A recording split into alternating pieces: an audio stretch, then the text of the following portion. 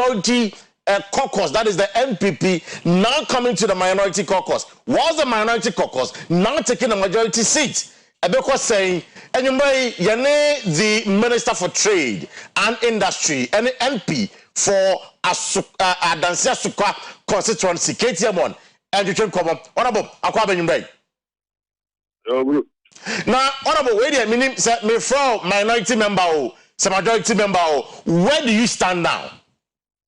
So I go out for my speaker, Babik. Near this or the Abaddon of the Americans, several members, upper members, and you understand it as speaker, Mana or Kaka, and never them what I'm crazy, Yamran, I'm crazy. Or a lawyer, a lawyer for Mantemo Baby, Obia, your first work, Constitution, and some of them know a baby now be actually more the Castle Crona or can you pay. Some pray will be a castle, Santina, Sa Constitution, Crona, so Saba, say, or partially be a woman, say, way back away on the coast school, on our day, on the castle, say, Bibi Banners, a constitution as why I can enter constitutional you would a Supreme Court, or now, but in the Fan Court, not Supreme Court, or Chile. Some of what say, one money partner, or my, Yansa MPP back to NDC. Almost say, yeah, but about the next parliament, no. Almost Yami and Sano, almost as a MPP form, but say independent for a NDC back on time as NDC member, or court to say MPA, or to say independent. And yes, that time, yeah, you were here, I can't December, we say, we should be no okay. No, Master, no. Or Master say, she say, yeah, what them with the me and Sunny for back to the NDC. But yeah, quite a nimuna, yeah, Koto Sabano. But you are, yes, and as and I am a controller new winner, yeah, my back as MPP and as NDC. Or my seven.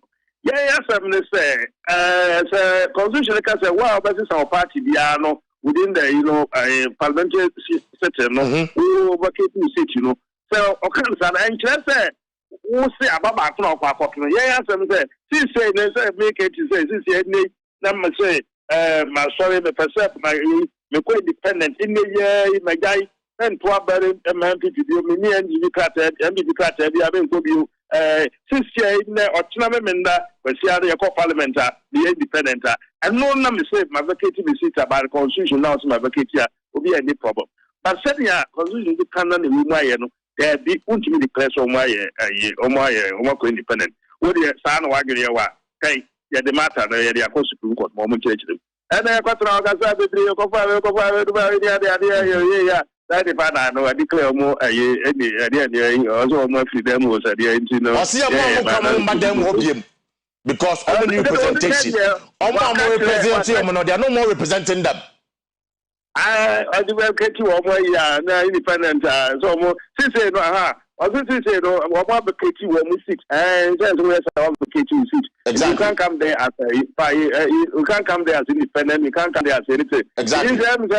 Masha for no more can on home, big, pinky, we see what you know, maybe you know as well. And yes, we can't confirm, I don't know. And you know, yeah, if you say one can you, I don't know, because my other call a Supreme Court now, I'm to what they say. But I said, I was Supreme Court that. I'm a lawyers to say, yes, I'm say it was Supreme Court. Court didn't to me send the parliament in yet. Court, you know, may say a lawyers for me say injunction was parliament speaker no so there, but Supreme Court, you know, the fact say injunction was no, and just parliament, and to me can also work. Well, when you man no know yet about time, but I can't say anything. You see, pen on the other.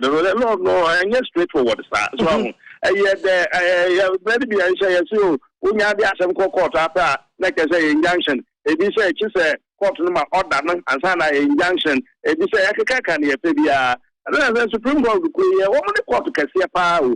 Assembly, I can't be a man, no, give me the and she said, what the quiet now, no, I just say. Would you mean that was an answer? Supreme Court to this which I can want some. They said, okay, Father said, would it say the American? Yeah, good for say, and Fano Yungukuno. I know the Papa Aqua Court, I quiet to say, come and see Yungukuno. And Yamma, into the young man, Yama and Yasha, and some so they in Yasam, the TV, and as I was here, Kukuna, they had Nakwa near the idea. No, this is every junction now. Because they got parliament. Parliament is an independent arm of government. Court is an independent arm. The executive, independent arm. To what?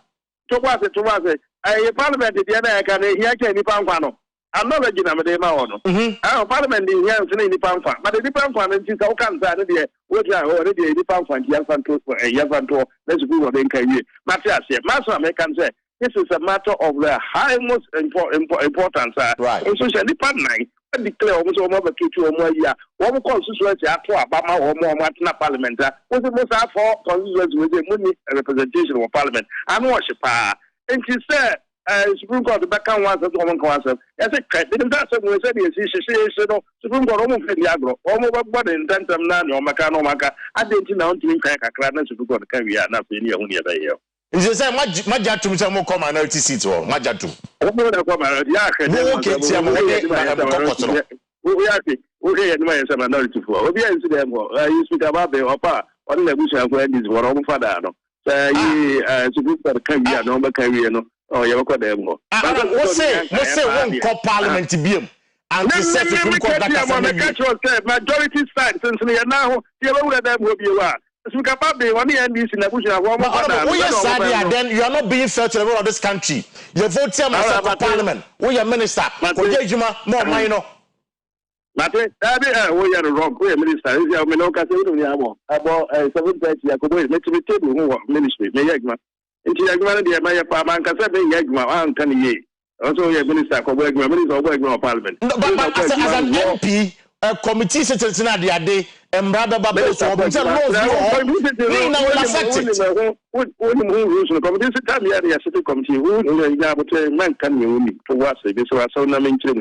But let's say, yay, majority, no. Sikababe, Yawaye, or Hodoniada. All right. Yakwa said, Okada says, Yakwa, your minority and I say, majority. More minority because it's on numbers, no. 135. 135. One thing I make a message, I really know my Preso. Ya preso ana mafatna wana me yeho aduma na okasa bazo me no kan won preso ba bia kokko wo so won pre wo de kwa preso o ma gi atum sa ne no enti yese ya no sa ne wo chi ni ya ye no woni ani ni wan yan kan ye kura ya de ko ya law Supreme Court constitution no the masters wo Supreme Court enti until Supreme Court ba kan e go ba bia o se sa na ye no ani ni ono ne sa for ayi for no episode no mo adi ni. No, but there's a precedent. Michael Quick time in 2020 no more parliament. Michael Quick yes, and more party for budget so now parliament. Now parliament now constituency. Now we're reporting from parliament. Honorable. Now we're reporting from parliament. Michael Quick yes, for Michael Quick the speaker yes, more party for budget so because my constitution article 39 say Oko offer independent, Oko support independent. Automatically you forfeit your membership. It's in a syntemo na ye na kodwa santia ye automatically no omo party no so what are they doing in parliament? Say yeah constitution yeah Magogo Kaye the constitution the speaker Alambabe Nyawoka Bagwen Oka Digna Omura admin Supreme Court. This is the Supreme Court. I am to was the Supreme Court decided. I mean, just say about a year, Magogo Kaye, you know, maybe it's right. And just a constitution, the actual Supreme Court. Some will be a kind of Diana and Okra, they will count the American come here with you, the idea and better near the agreement. Magogo ruling fine. Next week, I'm not Babi Nakro Casa say. On one casa no sashi, a papa man, and just actually the night. Yes. Or say I'm binding. But I wouldn't buy no, yeah, I know just also we pity, you know, or say I'm buying no, but papa, I mean, yeah, the new assembly say, I'm binding no, my good should be no kind, no, legally, and you're right. There'll be a walker. I mean, my dear lawyer, the Sunny actually, if you might be say, or no, I baby no chairman, you know, some years or bar. Also, I would be adding them, but what is your walker? Ultimately, and the Supreme Court. Of course, Supreme Court, they have a career. By the end, well, I've been name, my cookie, papa, and say, one, papa. You know, nothing. It's until then, finally, until then, the government business it has to be put on hold. Okay, since you minority government business and now majority government business. Says we can minority. No my government business.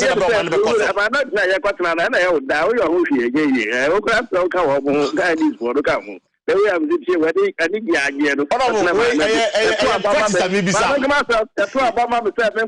Majority, well, got a part of our who has a speaker who is a most for minority, who can disaster will do about it.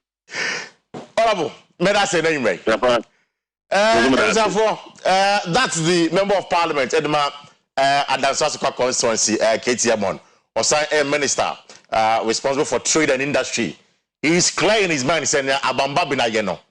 In Kayi, Wafum, Nagoso Chain, Emma Supreme Court, a ruling on the matter sana, Waka. Now there is something I cannot say.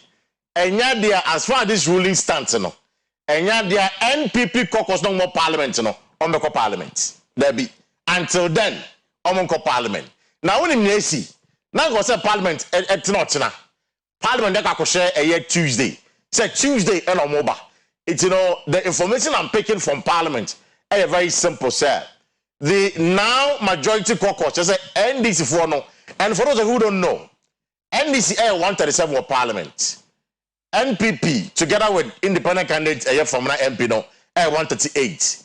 Nipa 4 now, you media free parliament, and then you may according to Babin no. And Mummy and San NPP 4. It's we 3 minus 138 minus 3 amount 135. It is Amiens away. We move 138 in more, amount 135. Then the NDC on the other hand, 137. We papa way free man, amount 136. So NDC now has 136 members of parliament. NPP now has 135 members of parliament.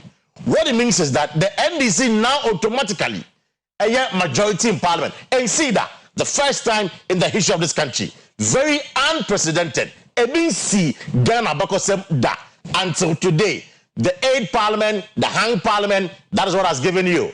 It's a NDC majority got one year careful because NDC minority. So NDC now majority caucus say Otinano, I want to say Tuesday and I'm say by Tuesday no omobeyi omo second deputy speaker because a year from now MP no currently one year the second deputy speaker of parliament.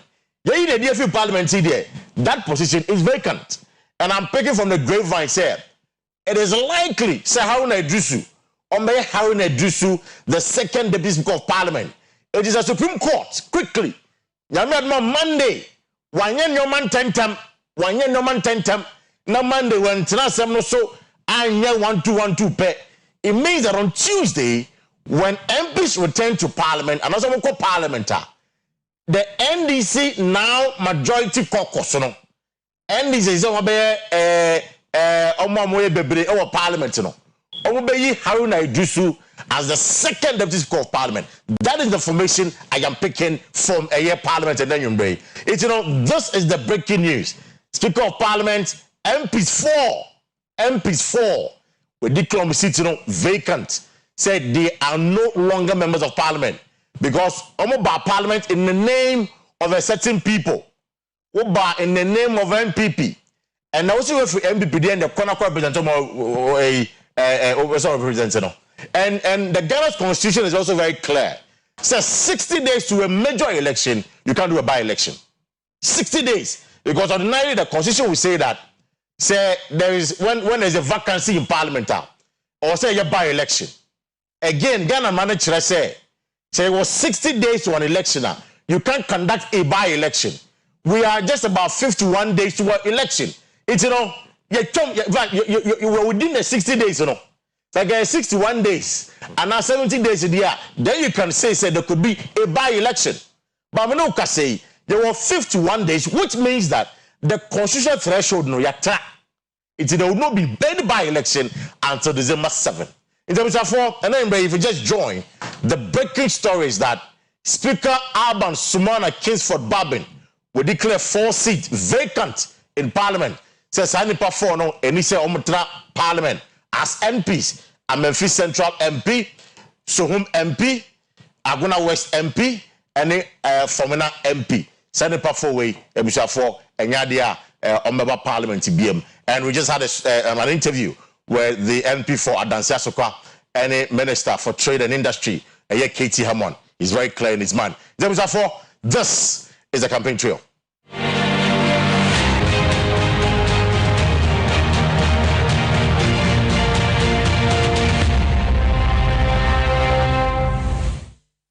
Right, it was for now. We are starting with the camp of Alan Kojo Chairman Yaka Nesi of Parliament TV.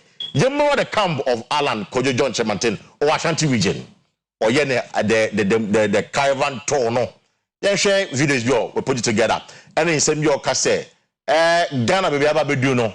They don't want to say omompe NDC and MPP no mu ye Parliament in of course, one will say omompe NDC and MPP. Movement for change and omompe no. Inshallah.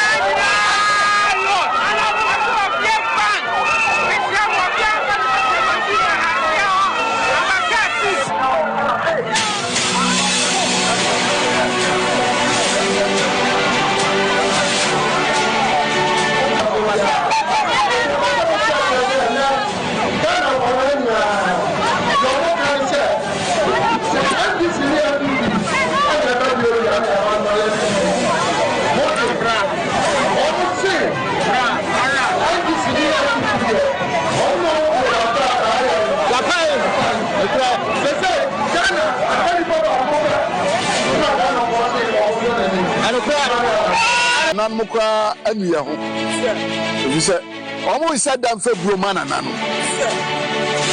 You perceive my what here. So, yes, Auntie B. Bad year. When you are Miabama will be. That why, yes, Auntie B. Dear. There is all.